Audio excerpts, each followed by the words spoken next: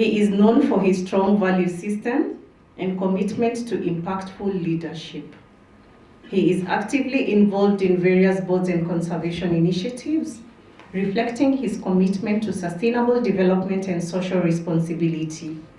We have the privilege of listening to Dr. Kipngetich as he will share with us insights on sustainability drawing from his rich experience across the various sectors.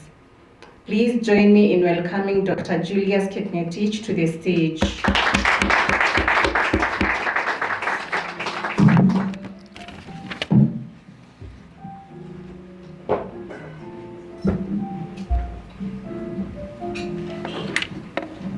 Okay, thank you very much. Today is a Friday, and most of you are tired. We're giving you a lot of speeches.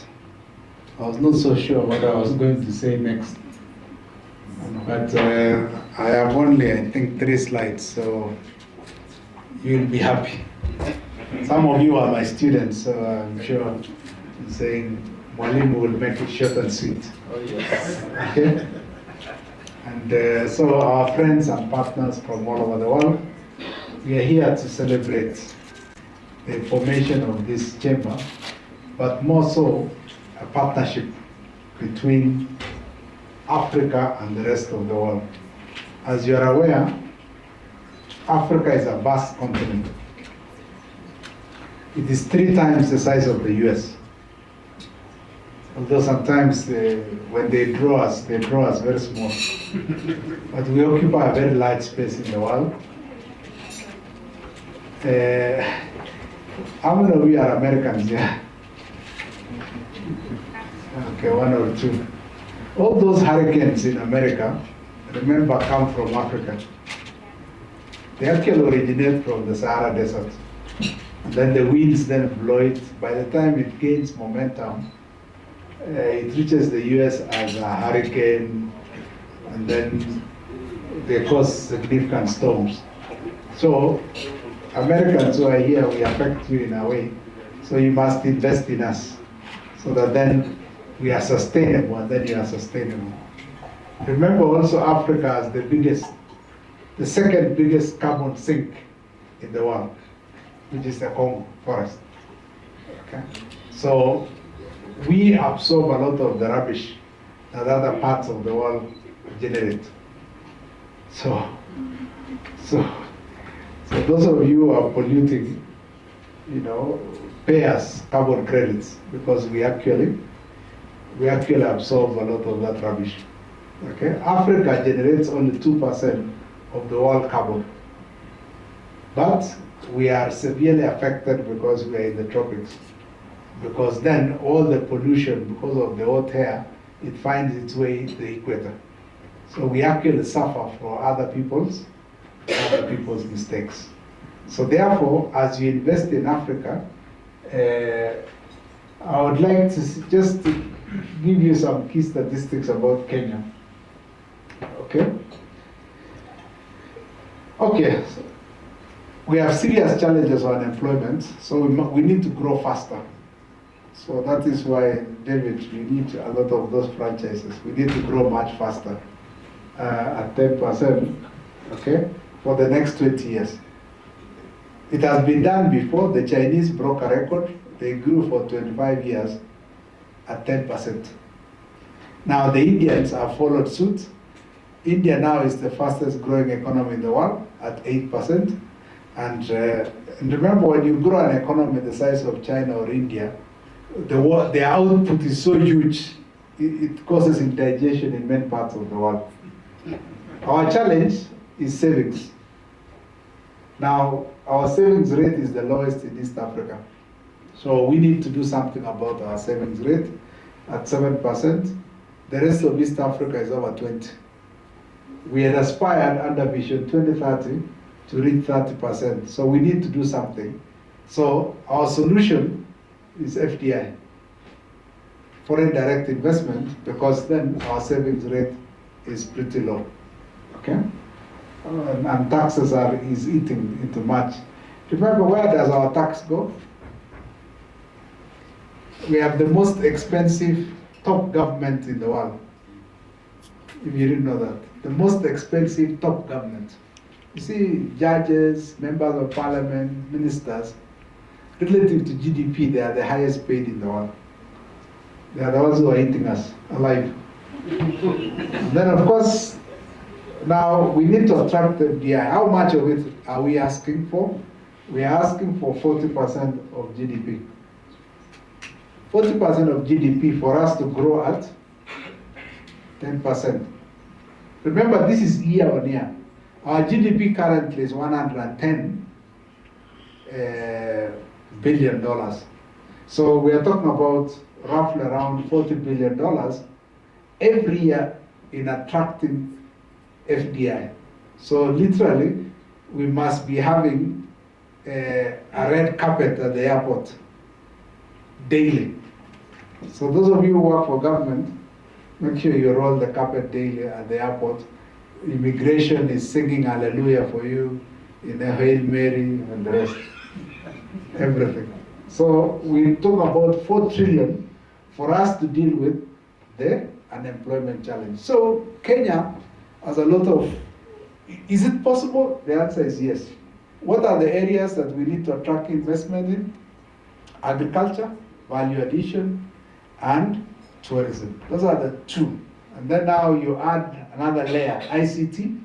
We are very good now in ICT, so this knowledge-based economy, we need to really drive it. So if we do even just those 3 alone, it is possible for us to attract huge investments, okay? If it's Dubai is the largest construction site on earth. Now what is it? Just a piece of sand. What did the Emiratis do? Just put intellectual capital on it. And look at what it is today. Okay? It becomes the hub for the world. Is it possible for Kenya to be a hub? The answer is definitely a big yes. So, the private sector then, when they come, what are they going to do? Our number 1 challenge, these Gen Zs who are giving you headaches, job creation. We need to really attract investment for job creation. We also need to utilize, the natural resources of Africa. A very interesting country relating to this is Botswana. See, Botswana are having a challenge with diamonds. What did they do? They wanted to create a parastatal instead of allowing private sector to drive, which has always been the case. So the previous president, what he did was, he wanted to create a parastatal to process diamonds. Can you imagine? How did it end?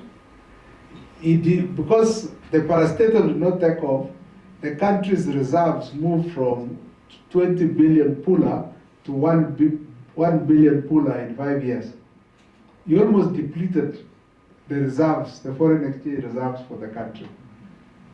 Innovation, guys, belongs to private sector. What does government do? Enabler. Just enable. And just stop. Okay? Good regulations, let private sector sukumanaya. Okay?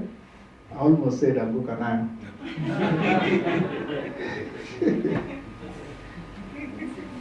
Okay. It's not moving. Okay. Of course, capital formation. Okay, we need to grow our economy so that then government gets more taxes, it does more public services, and then enhance our competitiveness and global integration. So we need really a lot of private sector. Remember, our target for Kenya, as I told you, is let's aim at 4 trillion shillings or $40 billion year on year. That is when now we'll begin rolling the economy. We have the capacity, we have the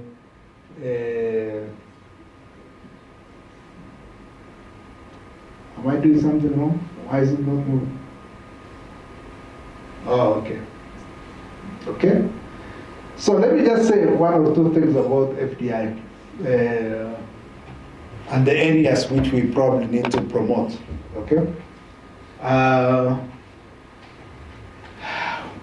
where should we get this FDI from? My recommendation, and you guys have gotten spot on, is let's look east. The West has its own issues, okay? And I'm not going to talk about it, okay? Why the East? The East have a lot of, they were, 30 years ago, they were emerging markets. Now we are the emerging markets ourselves, they are maturing, and there's a lot of knowledge because they are very close to Africa in the way they think and also the stage of development in the economy.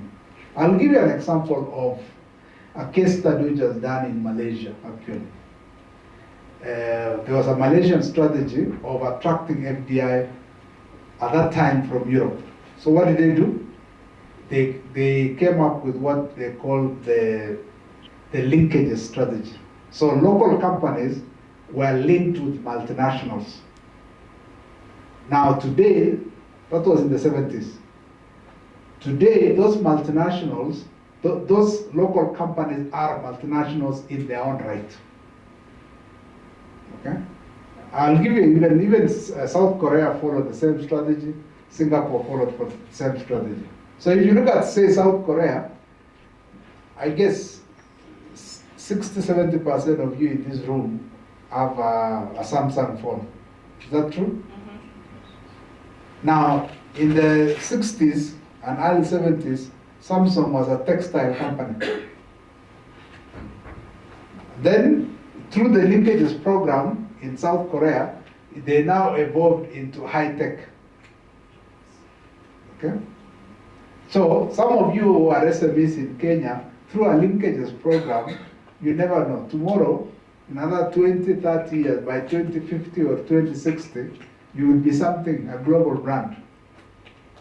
You could franchise today, and then tomorrow you are a global brand. So let us think of the linkages program and how we need to grow our economy.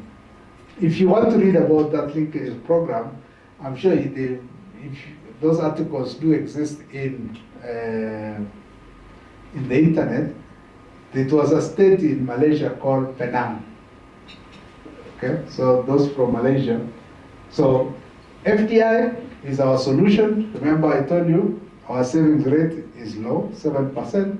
So you have to attract other people's savings. Okay. Tourism industry is another area that I see a lot of FDI. I mean, you have seen franchises, including this hotel, Kipngetich. There's another franchise around the corner, JW Marriott, and so on. All these things need to be attracted. Now, the number of tourists coming to Kenya today is roughly around 2 million. 2 million actually is an embarrassment for Kenya.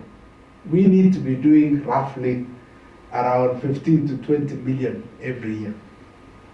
Now, if you look at the country that does tourism well in Africa, is Morocco. Morocco attracts 14 million. Now, 14 million for, really, I mean, this is a place for the safari. Everybody should be coming here. Yeah? So we need to be thinking roughly around 20 million. And in the rule in tourism is for every 10 tourists, 1 permanent job is created.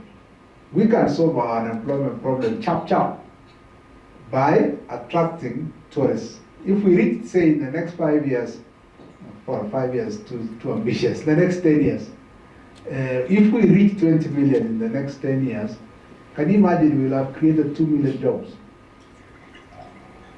Just from one industry. And imagine the impact of 20 million visitors on agriculture. Agriculture is just a muka on zone, because then you have 20 million visitors to feed, in addition to your own population. Look at the impact on ICT, the connectivity with 20 million visitors that come to your country. So therefore, I look at FDI in 3 areas. Number 1 is tourism. Number 2 is in value addition in agriculture. And number 3, ICT. If we do those 3 and do it well, Remember, those of you remember our teachings on strategy. Strategy is about doing a few things and doing them very well. If you do those three things as Kenya, and then now build the linkages with the big boys of the world, you fly. Is that rocket science? It is doable, isn't it? Yeah? Okay. So finally, of course, sustainable practices, everybody is on it. Economic sustainability, live for the long term. You know, once you employ people, like the Japanese say, you employ them for life. Okay? You must have a pension for them. Even the business. Because the business is a social animal in their community. And it must then provide economic sustainability within the community, profitability in the long term. Then environmental sustainability, please take care of the environment, okay? As I said, we are not the polluters of the world. Africa, we are not, but we bear the brunt. So we have a common objective, all of us collectively, to make sure that we voice our concerns, advocate for sustainable environment globally, okay?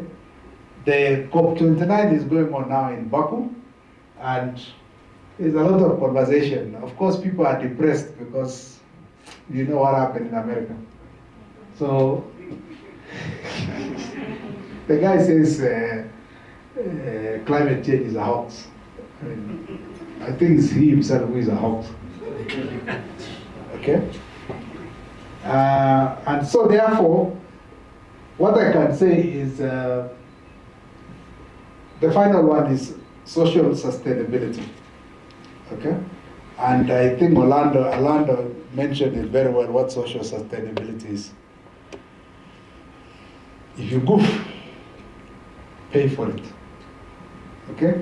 We owe it to be a socially responsible company within the community, to provide jobs, to make sure that you provide goods and services that help the community, and you reach out to the less fortunate. If all of us are economically sustainable, environmentally sustainable, and socially sustainable, what happens when you reach the other side of the world? Yeah, what happens? God will give you a seat at the right hand of the Father. Thank you.